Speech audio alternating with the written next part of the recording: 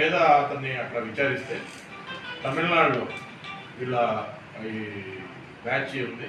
ఈ బ్యాచ్ తమిళనాడు వెళ్ళి అక్కడ తమిళనాడులో రద్దీగా ఉండే ప్రదేశాల్లో జనాల దగ్గర ఈ సెల్ ఫోన్లు దొంగిలించుకుని తీసుకొచ్చినట్లు, ఈ సెల్ ఫోన్లు హైదరాబాద్లో వేరే రిసీవర్ ఉన్నాడు, అతనికి అమ్మడానికి రెడీ సిద్ధం చేసినట్లు చెప్పడం జరిగింది. దాని మీద అతను అదుపులోకి తీసుకుని ఈ సెల్ ఫోన్స్ కూడా రికవర్ చేయడం జరిగింది.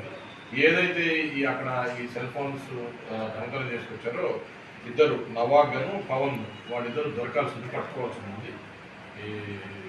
సో మొత్తం విలువ కూడా 21 lakhs ఈ సెల్ ఫోన్స్, 130 సెల్ ఫోన్లు, అట్లానే క్యాష్ 1,48,500 ఈ మొత్తం కూడా సీజ్ చేయడం జరిగింది.